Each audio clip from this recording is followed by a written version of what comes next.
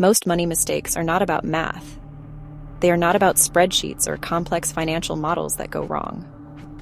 You can have a PhD in economics and still find yourself making choices with your money that, in hindsight, seem bafflingly illogical. The reason for this is simple, yet profound.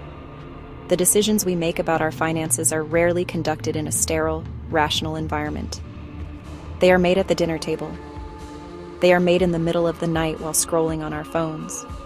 They are made in conversations with people we want to impress. They are driven by an unseen force, a quiet and powerful emotion. That force shapes our behavior more than any budget ever could. Fear. Think about the last time you bought something you did not truly need. It might have been a new gadget. It might have been a piece of clothing on sale. It might have been a dinner at a restaurant that was more expensive than you planned. For a fleeting moment, you felt a rush of satisfaction. You felt a sense of relief. You felt excitement. Hours or days later, a different feeling crept in. A dull ache of guilt or regret. We often label this a bad choice or a failure of willpower. But the real story is deeper. The real cause was not the item itself, or even your desire for it. The real cause was fear, whispering in your ear. People often blame external factors for their financial struggles. They point to low pay. They point to the high cost of living. They point to the lack of a proper financial education. And while all of these things are significant, they do not tell the whole story. They are not the root system. The primary driver behind so many of our recurring, self-sabotaging money habits is the quiet engine of fear. It is the invisible hand guiding our mouse to the Buy Now button. It is the silent partner in our financial lives that we rarely acknowledge, but always obey. Understanding this is the first step toward changing the script. Fear is a master of disguise. It rarely announces itself as fear.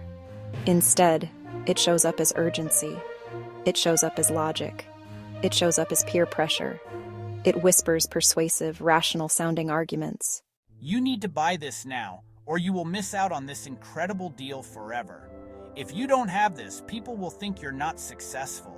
If you don't show the world you've made it, you will feel like a failure. These are not just fleeting thoughts. They are powerful emotional commands. They push us to act quickly. They push us to make decisions without reflection. They push us to move money out of our accounts in service of quieting a feeling, not fulfilling a need. We follow those whispers more often than we'd like to admit. We are all storytellers, especially when it comes to our own lives. The narrative we construct about our successes, our failures, our place in the world is incredibly powerful. This is especially true with money. The stories we tell ourselves about what money means, our value, our security, our status, are the blueprints for our financial behavior. When those stories are rooted in fear, our financial house will inevitably be built on a shaky foundation. We convince ourselves that our choices are logical, but they are often just emotional reactions wrapped in a thin veneer of justification. The stories we believe dictate the choices we make. Consider the story of Anna, a talented graphic designer who received a significant raise at her job. She was thrilled, imagining the extra money going toward her long-term savings goals and perhaps a down payment on a small condo. But then the subtle pressures of her digital world began to weave a new story. Her Instagram feed, curated by algorithms designed to detect her aspirations, showed her friends redecorating their apartments with designer furniture. A colleague posted photos from a spontaneous, luxurious weekend trip. Slowly, a feeling of being left behind began to fester. Anna started spending more. A new couch, expensive dinners, a weekend getaway of her own. Her raise vanished each month, not into savings, but into the effort of keeping up with a story she felt she had to live. He was diligently saving for a used car, a practical goal that would make his commute easier. He was proud of his progress, checking his dedicated savings account with a sense of accomplishment. But one night, while scrolling on his phone to unwind, he saw a flash sale for a high-end gaming console. He felt a sudden, sharp pang of desire, a powerful feeling that this deal was too good to pass up. He told himself it was a reward, that he deserved it. He clicked buy. A week later, the excitement had faded, replaced by a familiar sense of regret. He knew, with a sinking feeling, that he had acted on a fear of losing a deal, a fear better known by its modern name, FOMO, the fear of missing out. These stories are not unique. They are universal. They illustrate a fundamental truth about human psychology and money. We rarely make financial decisions in a vacuum. We make them within a context of social comparison, personal insecurity, fear of not being enough. Whether it is the fear of being left out, the fear of being judged, or the fear of missing an opportunity, these emotions are the invisible architects of our financial reality. The problem is not that Anna got a raise or that Ben saw a sale. While some fears drive us to spend, others have the opposite effect, leading to a kind of financial paralysis that can be just as damaging in the long run. The fear of failure, especially the fear of losing money, is a powerful demotivator. It is the voice that whispers, "What if you invest and the market crashes? What if you start a business and it fails?" This fear is rooted in a desire for certainty in a world that is inherently uncertain. To avoid the pain of a potential loss, many people choose to do nothing at all, not realizing that inaction itself is a choice with its own significant costs. This leads directly to mistake number 3, not investing.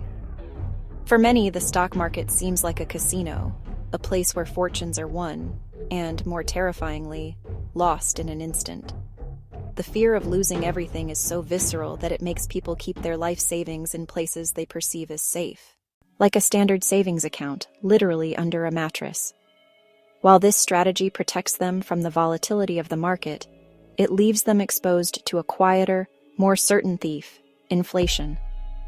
Money sitting in a low-interest account doesn't just fail to grow, it actively loses purchasing power year after year. The fear of a dramatic loss leads to the certainty of a slow, corrosive one. This same fear of failure is often behind mistake number 4, avoiding budgets. On the surface, this seems counterintuitive. Wouldn't someone afraid of financial failure be meticulous about budgeting? But the psychology is more complex.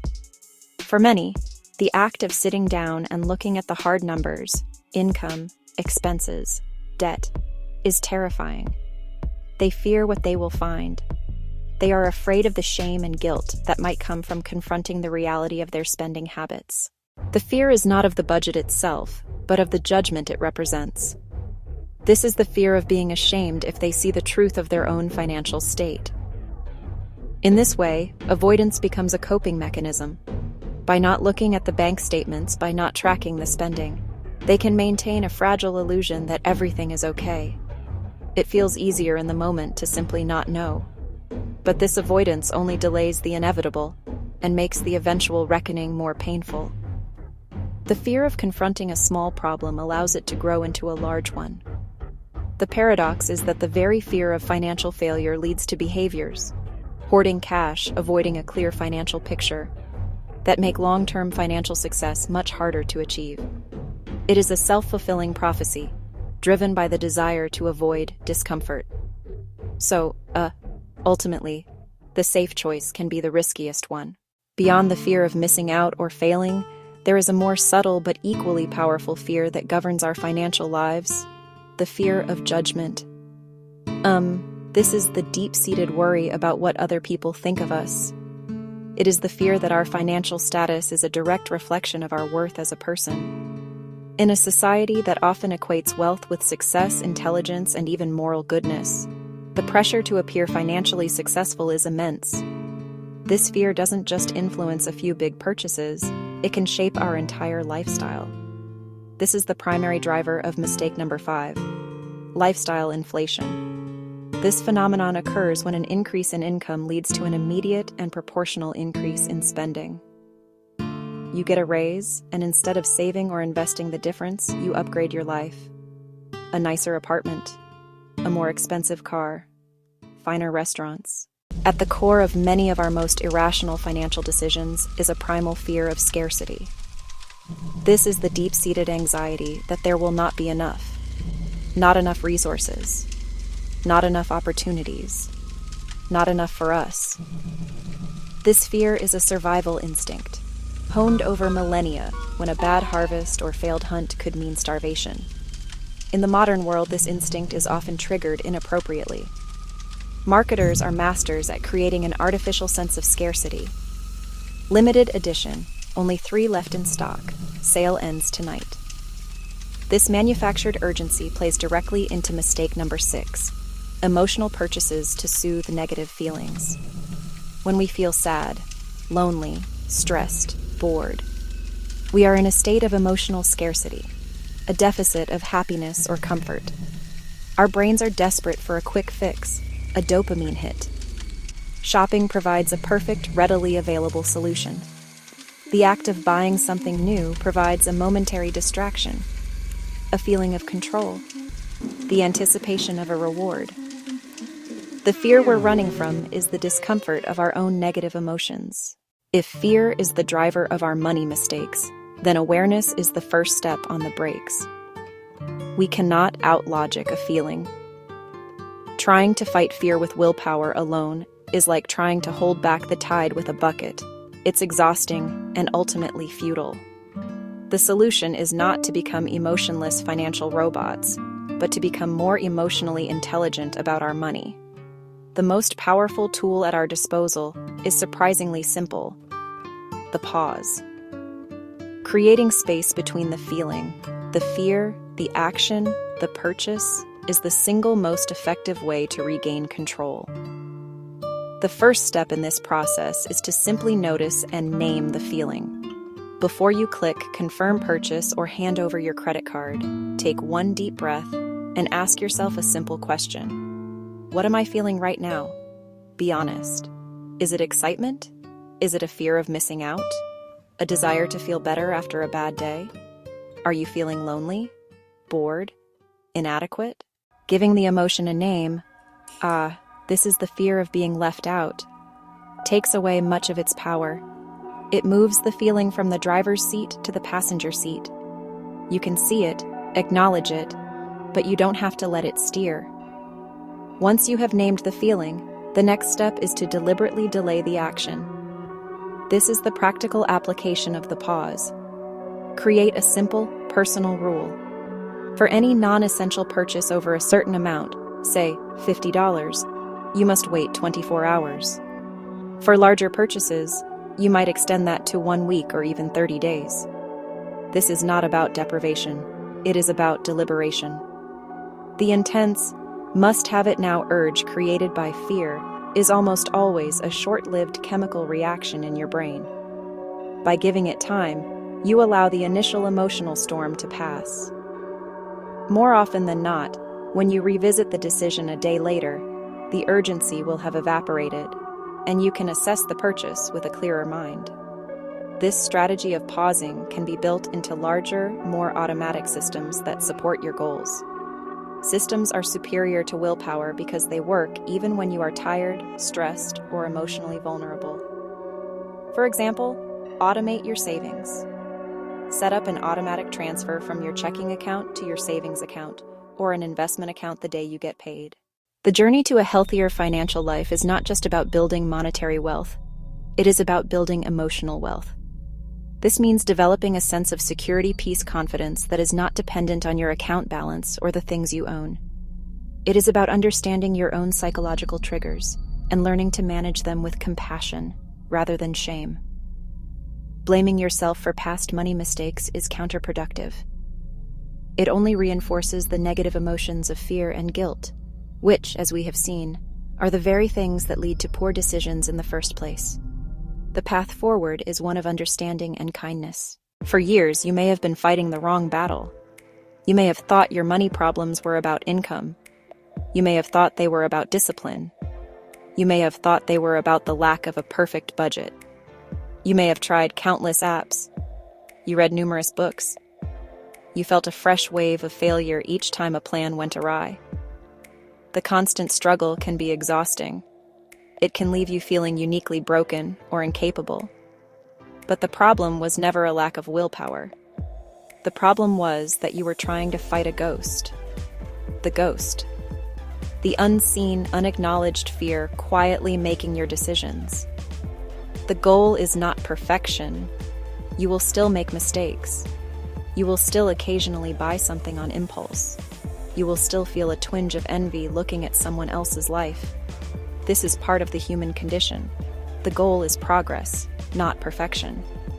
The aim is to reduce the frequency and magnitude of fear-driven mistakes. It's about shifting the ratio. Make more decisions from clarity. Make more decisions from intention. Make more decisions aligned with your true values.